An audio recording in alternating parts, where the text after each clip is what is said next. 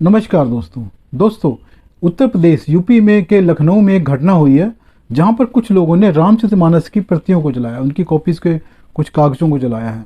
हालांकि बाद में जो स्वामी प्रसाद मौर्य हैं, उनके जिनके समर्थन में ये जो कार्य किया गया है, उन्होंने कहा है कि वो कॉपीज़ नहीं थी, वो रामचरितमानस की प्रतियाँ नहीं थी, वो पोस्टर थे। हालांकि जब जो दावा किया गया था, जिन्होंने जलाया था, उन्होंने कहा था हमने रामचरितमानस की प्रतियाँ जलाई हैं और वो इसलिए जलाई हैं कि जो इनमें लिखा गया है, जो इनमें कुछ चौपाइयाँ हैं, वो दलितों के खिलाफ, पिछड़ों के खिलाफ और महिलाओं के खिलाफ है। और उनका कहना था हमने इस आधार पर इन कॉपीज़ को जलाया। उनका कहना है कि रामचरितमानस से इनको जब तक नहीं निकाला जाएगा, हम इसको यूं ही जलाते रहेंगे। दोस्तों, उनके इस कारनामे की जब वीडियो वायरल हुआ, उसके बाद मोदी सरकार, जो योगी सरकार है यूपी में, योगी सरकार हरकत में आई और 11 लोगों के खिलाफ जो मुकदमा दायर हुआ, उसमें 5-6 लोग अरेस्ट हो चुके हैं, बाकी भी अरेस्ट होने वाले हैं। तो सरकार का मूड है कि उसके खिलाफ सख्त कार्रवाई की जाएगी। दोस्तों, देखा जाए तो ये जो कारनामा किया उन लोगों ने, उसके लिए समाजवादी पार्टी प्रत्यक्ष रूप से जिम्मेदार नहीं है, लेकिन क्योंकि वो जो जिनके समर्थन में किया गया है, वो नेता स्वामी प्रसाद मौर्य है, वो इनके समर्थन में किया गया और वो आजकल समाजवादी पार्टी के नेता हैं। और विशेष तौर पर यह बात इसलिए भी महत्वपूर्ण हो जाती है क्योंकि इस कारनामे के बाद स्वामी प्रसाद मौर्य को समाजवादी पार्टी में राष्ट्रीय महासचिव बनाया गया है, जनरल सेक्रेटरी बनाया गया है। तो ये जो उनका प्रमोशन हुआ है, वो शायद इस कारनामे की वजह से है। और जिस तरह से उन्होंने बयान दिया 4-5 दिन पहले कि रामचरितमानस में दलितों, पिछड़ों और महिलाओं का अपमानित किया गया, ये अपमानित करने वाला ग्रंथ है। उन्होंने कहा है कि जो ये महिलाएं हैं और ये महिलाओं के वर्ग या जाति वर्ण के हिसाब से अगर किसी धर्म ग्रंथ में कुछ बातें हैं तो उसका विरोध होना चाहिए। मैं भी मानता हूँ विरोध होना चाहिए, लेकिन दोस्तों बात यह है कि जिस तरह से उन्होंने जिस पर्पज़ से किया, अब कोई वो समाज सुधार के लिए उन्होंने ये काम नहीं किया।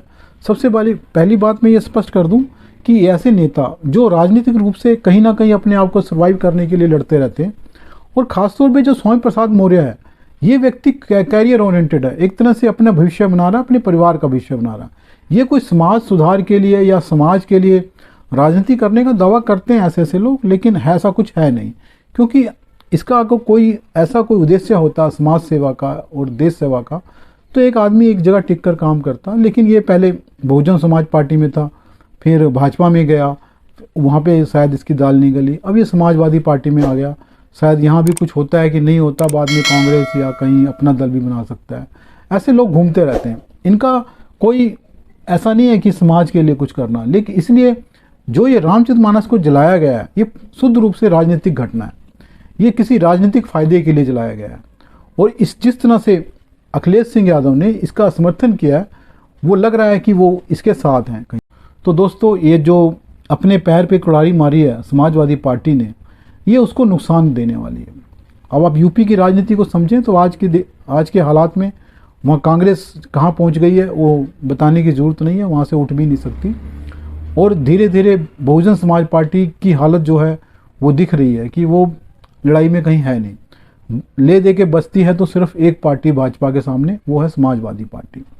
समाजवादी पार्टी ने जो काम किया है, जिस तरह से ये लगता है कि शायद मुसलमानों को खुश करने के लिए किया गया है, मेरा मानना है कि मुस्लिम समाज भी इससे खुश नहीं होगा, क्योंकि उन्हें भी कुछ और चाहिए।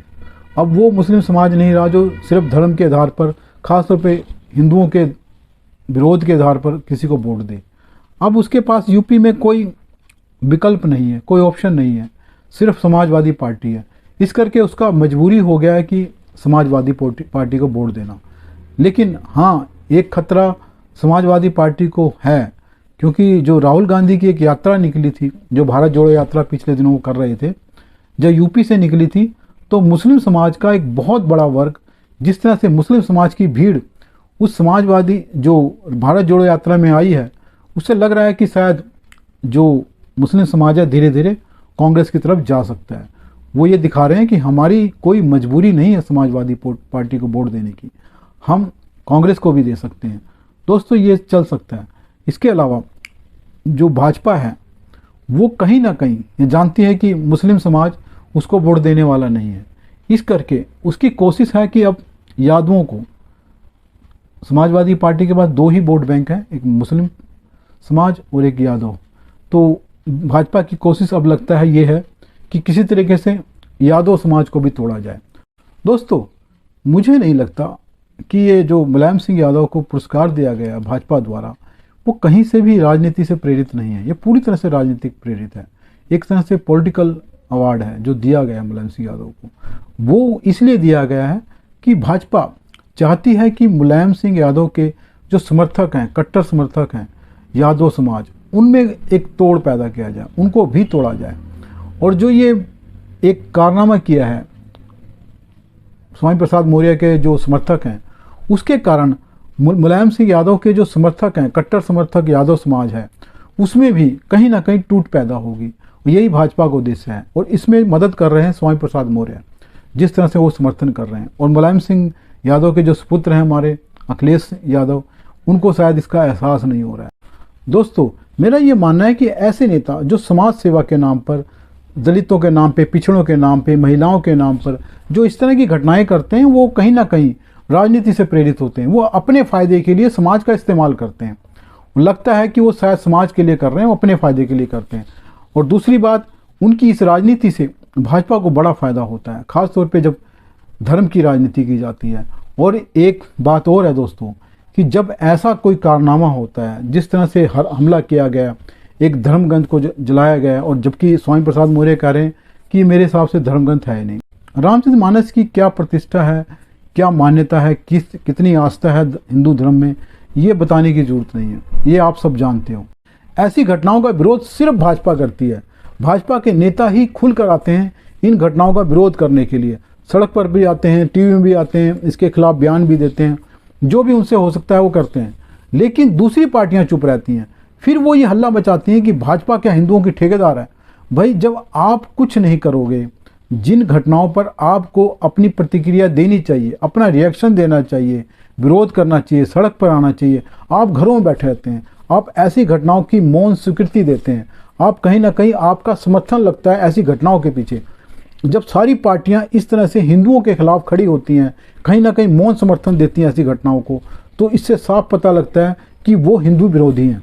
वो हैं या नहीं वो अलग बात है, लेकिन भाजपा जब ऐसी घटनाओं के खिलाफ जाकर खड़ी हो जाती है, उसके नेता खड़े हो जाते हैं, तो स्पष्ट रूप से जनता में ये संदेश जाता है कि भाजपा ही है जो हिंदुओं के साथ खड़ी होती है, जो हिंदुत्व के लड़ती है, जो हिंदू धर्म के लड़ती है।